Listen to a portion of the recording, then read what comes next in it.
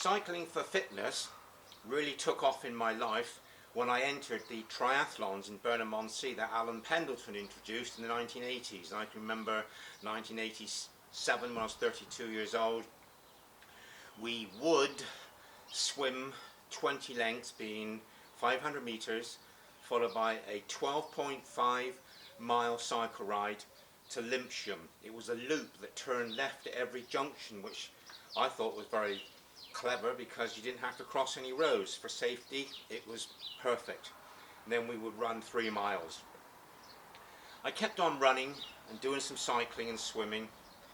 Over the years I had to drop running, but I've kept the swimming and the cycling going. And in 2009 I bought 2 bicycles, race bikes, Bianchi bikes, Italian brand, Bianchi meaning white in Italian. This bike cost a fairly staggering £2,000 with discount in 2009. It's full carbon, that's what you're paying for. The more money you pay for a bike, it's because it's lighter. We've got on this bike a saddlebag where we'd have a puncture repair outfit. Even the stem under the saddle is carbon and the pump. There's a water bottle. And the handlebars, I've had this stem shortened recently, so I'm more upright, less strain on the back. And the brake hoods are tilted upwards for an easier ride, less aggressive body position. Most of the time when I ride, I'm on the hoods.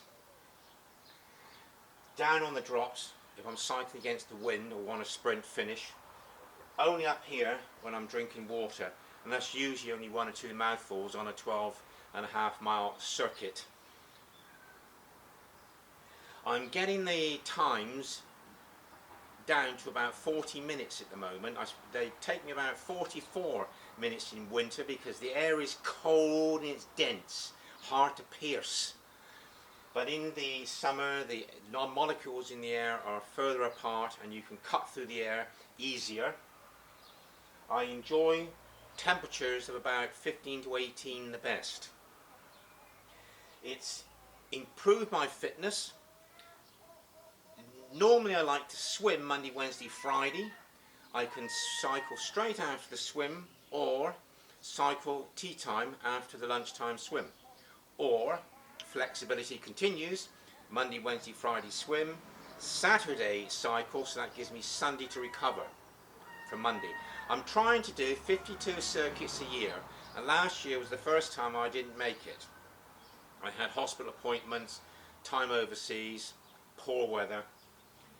This year, because of the COVID situation, I'm plus 9 circuits in the month of May, so I should reach 52 circuits this year.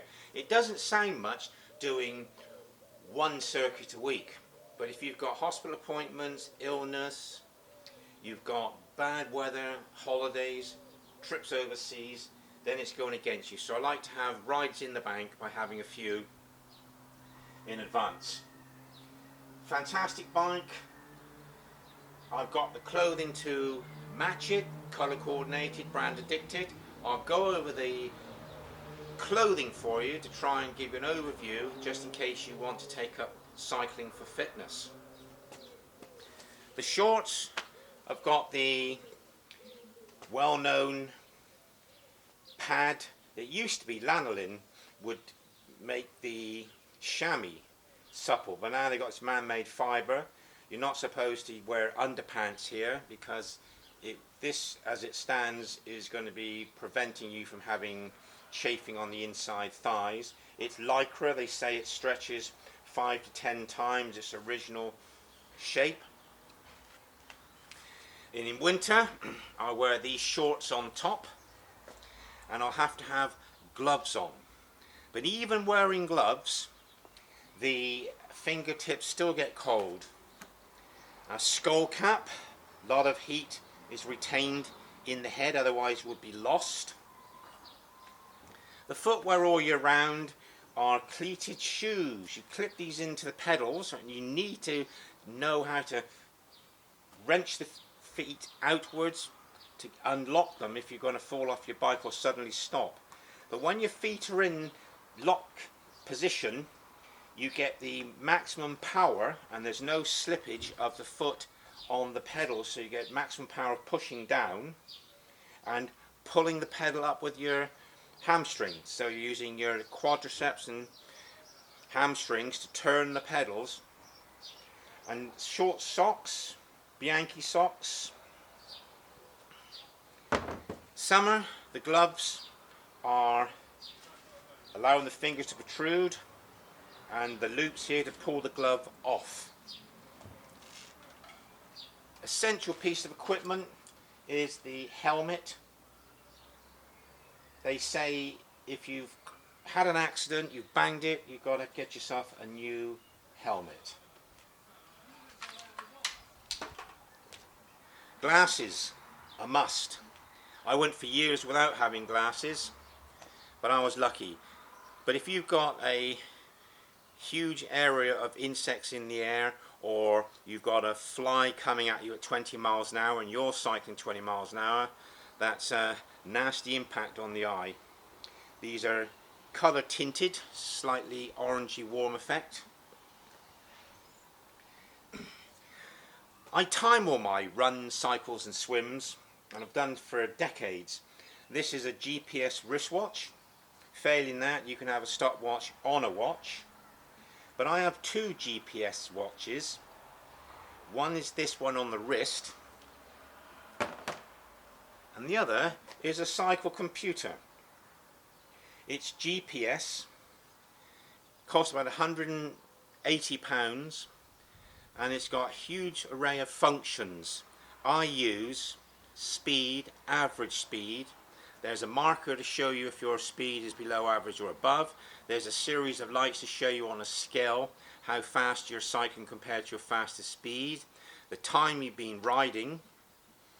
There's a clock, there's a thermometer, and it is belt and braces that I am able to make sure that I've got times to record that are accurate. And for years my times have been recorded in these big books. This is the 12.4 to 5 mile route, Burnham on Sea to Lympsham, and all the times here with the wind speed and temperature. Temperature is very important because I've written down a selection of clothing that I wear at any temperature, because it's no good coming home cold and starting out cold, or getting hot too quickly. So in winter I'll wear a shirt like this, such as this black one, and I'll wear a coat. This coat is windproof, very, very warm, very expensive, about £200. And all these garments have pockets where you could put a phone or coins or money if you were going out for a jolly with friends. And I wear bright colours so that I can be seen easier by drivers. This time of year in April, May, where the temperature is say 11 degrees to 17 degrees, I wear just this jersey, nothing else. Of course at 10 degrees, 9 degrees I can wear a shirt like this with a jersey on top and long trousers with the shorts underneath.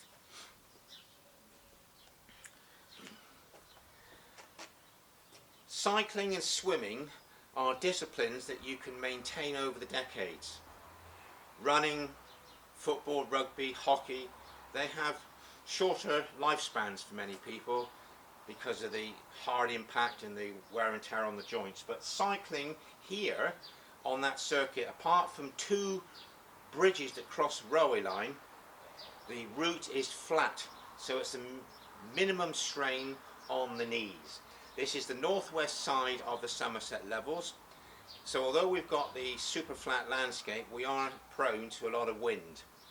And my best time at the moment is only 40 minutes. When I say only, it could be better. I used to be down 38, 39 about 8 years ago, but I'm trying to get back down there. And of course, when you've got a cycle computer and it's giving you your average speed of 18 miles an hour, 18.1, 17.9, you know roughly what your time will be. And fantastic this is. Last week I went out twice and the times were identical to the second. Then a month ago, 4 consecutive rides, the times, the spread, were within 10 seconds. So cycling keeps you fit. It's great for cardiovascular fitness, heart and lungs. And when I have hospital appointments and they check my score for resting heartbeat, after they've done it by the machine, they're flabbergasted, and they've got to do it manually to check the machine wasn't wrong, because I'm getting a heart resting rate of 41 beats per minute. And a lot of that is attributed through being fit all my life. When I've been in triathlons, I have overtaken a swimmer and a runner, but never did I overtake, with my skinny, weak legs, a cyclist. Never overtook a cyclist ever. I didn't mind going into competitions if I just came halfway down the table of times. I would enter a competition even coming last, because I just really enjoy taking part.